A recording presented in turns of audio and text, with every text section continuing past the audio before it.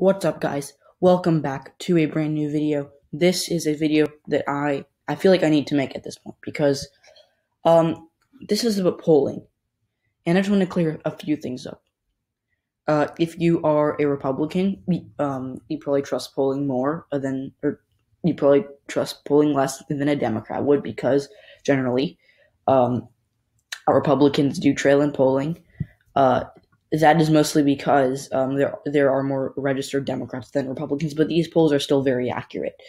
And I want to talk about first. I'm going to talk about 2016, and every person who disregards polls' argument is, "But 2016 happened," and you know what? You're right. 2016 did happen, and 2016, the polls actually on election day, they had Trump ahead in Florida and Ohio. He won both those states.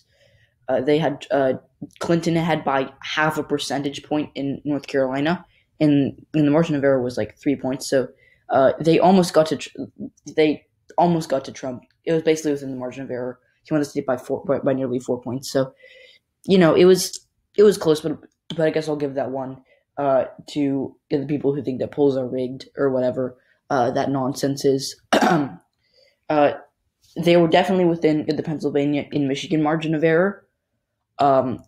And they actually, the one state that was a real shocker that they didn't get right at all was Wisconsin, where they had Clinton ahead by, I think, 5 points, and Trump won it by 1 point. And then, second, I do want to talk about how it's not only rigged against the Republicans, which, first of all, that's a false statement.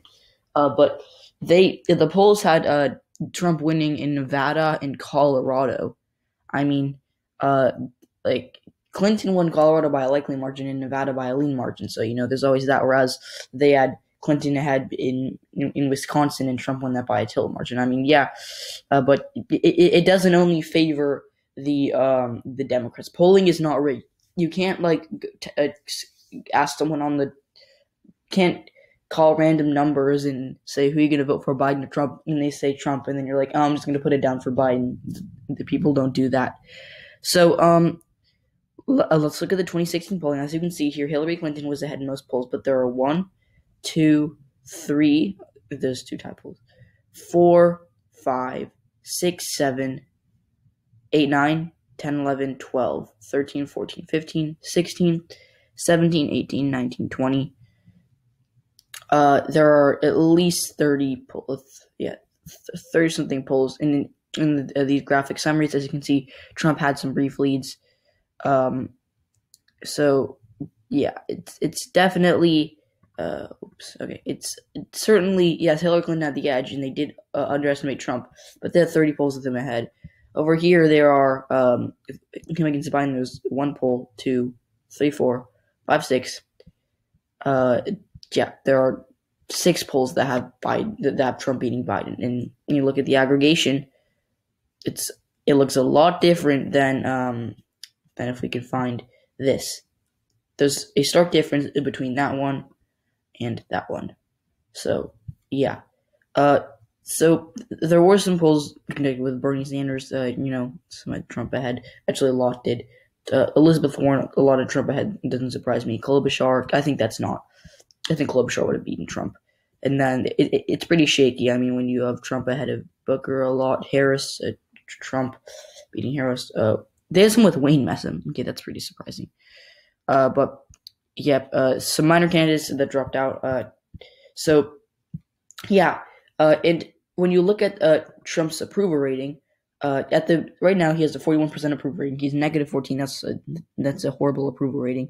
At the start of his term, on the first day of his term, he had a 45% approval rating, 41.3% disapproval. It's gotten worse and worse. It's only getting worse for Trump. And when you look at his approval, let's start with Alabama, because it's in alphabetical order. In the Republicans now, Alabama's not going to matter. It's going to go red no matter what. But right now, it has decreased by 8 points. Let's look at his approval we'll start with the swing states on the West Coast. We'll do Arizona. Should be right there. And at first, he was doing pretty well with the voters. He was plus 20, and now he is literally, he's plus 1 now. As you can see, he's plus 1 net. Now let's go to Nevada, which I guess you can say is a swing state. I don't. It kind of is. And at first, he had a pretty like in February he had a good approval rating here, and it's gone pretty bad for him. Now -11 net, so he's not doing great in Nevada. Let's go up to so we'll just do Colorado because why not? Because it is. Some people do think it's a swing state. I don't think it's a swing state. Yeah. So when you look at this, at first he actually had +1 in Colorado. Now he's -13. So it's decreased by 14. Like I think you're starting to notice the trend here. And again, Texas is not really a swing state, but it has the potential to be close. Um, there was a point in December where it was literally deadlocked, and now Trump is ahead by a little bit, but it is decreased by 13 percentage points. I mean, really not good news for Trump. And in Iowa, uh, he was.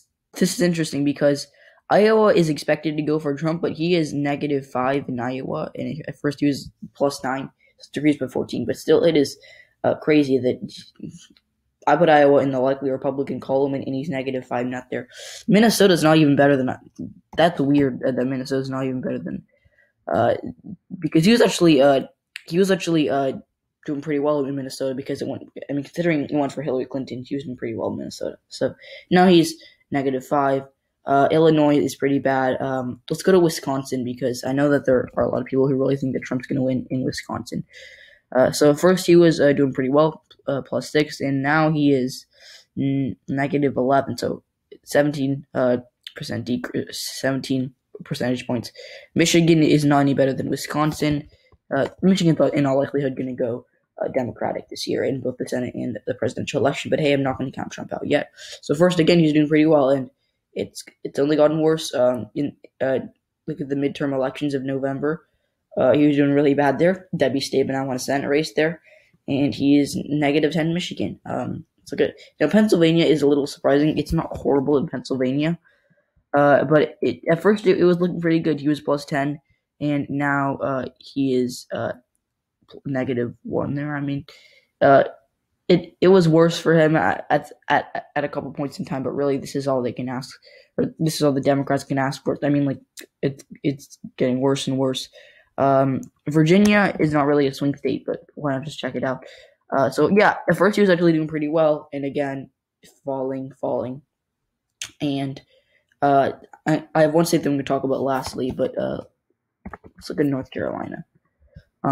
Again, he was doing pretty well, and since like now he's just not in a great position, and these are going to get worse because these are pretty outdated. These are from February 2020, so these are outdated. I mean, they're only going to get worse. In February of 2020, let's go to February. He had he was at 44% approval rating. Now he's at a 41%. So it's only going to get worse for him in these polls. Okay, look at Georgia, which again is kind of a swing state, not super great of a swing state, but at one point he was underwater in Georgia, and this is going to flip flop. Right now he's +2, but still decreased by 16 percentage points. That's really bad for Trump. Florida, I think he's actually done pretty well in Florida throughout his whole career. Like he was underwater for a bit, but he started off +22, and now he's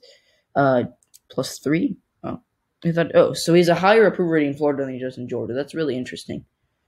All right, I actually didn't know that. Okay, Maine is interesting because he's probably going to win one of their 4 electoral votes, but again, it's decreasing. Now let's look at New Hampshire, and because there are a lot of people who think this is going to go red and that this is a swing state.